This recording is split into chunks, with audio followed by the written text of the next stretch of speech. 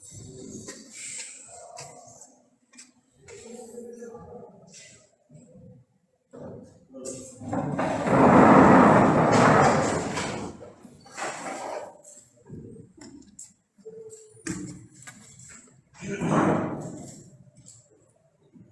الله الرحمن الرحيم. الحكم في الجناية 1188 لسنة 2026 جنايات الجنوب بعد مطالعة الأوراق وسماع طلبات النيابة والمدعي بالحق المدني ودفاع المتهم، حيث أسندت النيابة العامة للمتهمة دعاء ناصر محمود مهران أنها في يوم 22/2/2026 بدائرة قسم الجنوب أول محافظة بورسعيد قتلت المجني عليها فاطمة ياسر خليل إبراهيم إسماعيل عمدا بغير سبق إصرار أو ترصد، بأنها وأثناء تواجد المجني عليها ووالدتها بمسكنه صادفتها المتهمة بالطابق الأول العلمي، ودار بينهما حديث سرعان ما انقلب إلى مشاكل. عقب ذلك عقبت بعبارات سب وجهتها إليها المجني عليه، فاستشاطت غضبه واستبد بها الانفعال، فاندفعت تدفعها بعنف قاسي، أطاح بها أرضا ثم ارتمت فوق جسدها جاثمة بركبتيها تضغط عليه، وأطبقت قبضتها على غطاء رأسها فجذبته بقوة ككماشة خالقة تشده بلا رحمة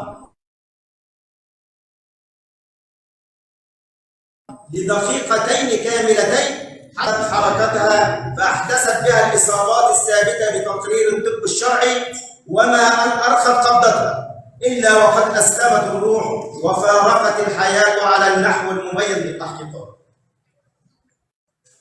والمحكمة ونظر واقعة من صخرة ولغط على الشاشات تشير أنه لكنها لا تموت، فليس كل ما يذاع يصدق، وليس كل ما يروى يحقق، ولا كل ما يشيع بين الناس يقيم حقيقة أو يهدمها. لقد سبقت منصات التواصل الاجتماعي إلى رواية أحداث هذه القضية قبل أن تكتمل تحقيقها، وأطلقت الأحكام قبل أن تفحص أدلتها، واستبدلت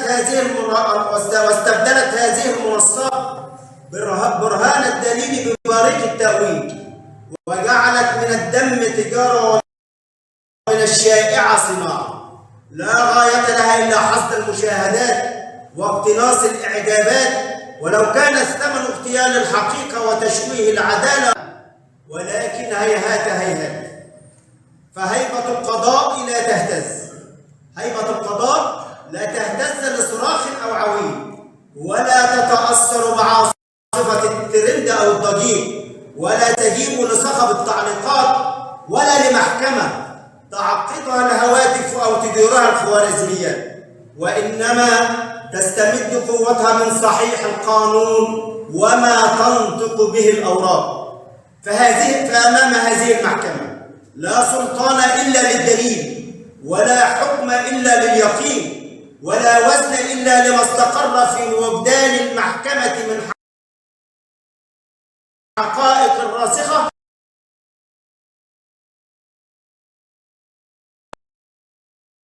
فهذه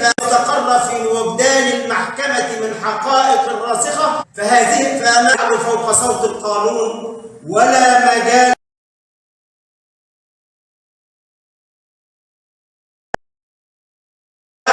مصدرها الشائعات، فرواية الراجت ثم بادت، وكم من شائعة وأقام العدل على أركانه.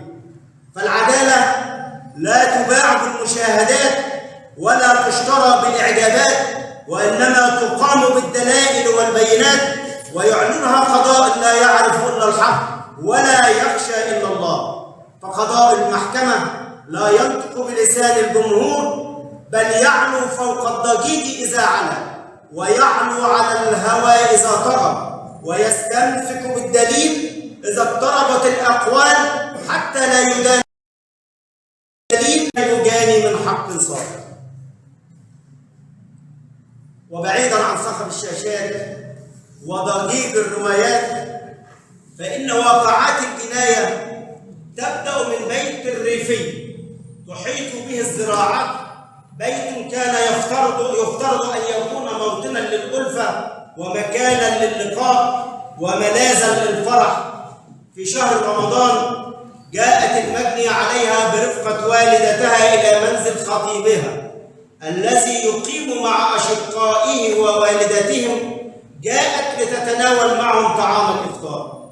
دخلت البيت وهي تحمل في قلبها فرحة الخطبة وأمل الزواج.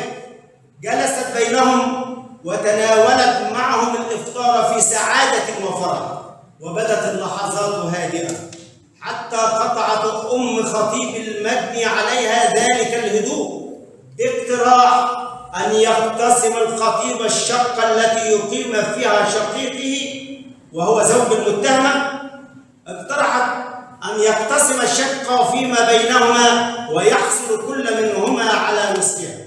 كلمات قيلت في لحظة لكنها أشعلت في نفس المتهمة غضبا لم يهدأ، واستغاثت بزوجها لنصرتها، فما كان منه إلا أن نهرها قائلا أن هذا الأمر لا يعنيها، فازداد غضبها واشتعل في صدرها ما كان يضمره الغضب.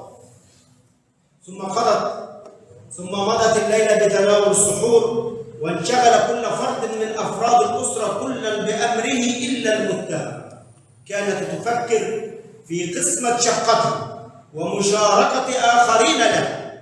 ومع بزوغ صباح اليوم التالي اصطحبت المتهمة المجني عليها وصعدت بها لشقة تحت التشطيب كان مفترضا أن يدخل بها الخطيب مع المجني عليها.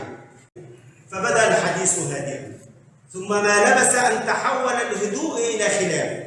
قامت على أثره المتهمة بدفع المجني عليها أرضا وجثمت فوقها ولفت أطراف غطاء الرأس حول رقبتها وأحكمت قبضتها حتى طال الخنق لمدة دقيقتين، والمجني عليها تصارع أنفاسها حتى سمعت المتهمة صوت حشرجتها. الحشرجة تنبئ بأن النفس يوشك أن ينقطع وأن الروح توشك أن تفارق، وكان بإمكان المتهمة أن تقف عند هذا الحد وتتركها لحال سبيلها، إلا أنها أبت إلا أن تتم فعلتها حتى فارقت المجني عليها الحياة وفاضت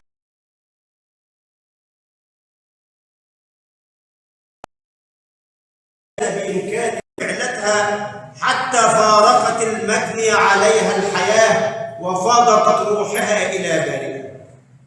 وحيث أن المحكمة وقد اطمأنت لأدلة جريمة القتل المصارى بالأوراق اطمئنانا راسخا، اطمئنانا لا شك فيه، ومن ثم وجب عقاب وسماع خطابات النيابة والمدعي بالحق المدني ودفاع إلا لليقين اللقاء ويحصل كل منهما على نصفها. كلمات قيلت في لحظة أنها أبت 34 فقرة 1 من قانون العقوبات والمادتين 2 فقرة 1 و2 و116 مقرر من قانون 12 لسنة 96 بشكل الطفل المعدل بالقانون 126. حكمت المحكمة حضوريا بمعاقبة دعاء ناصر محمود مهران بالسجن المؤبد عما أسند إليه، وألزمتها المصاريف الجنائية وبإحالة الدعوى المدنية للمحكمة المدنية المختصة بلا مصاريف. يا رب.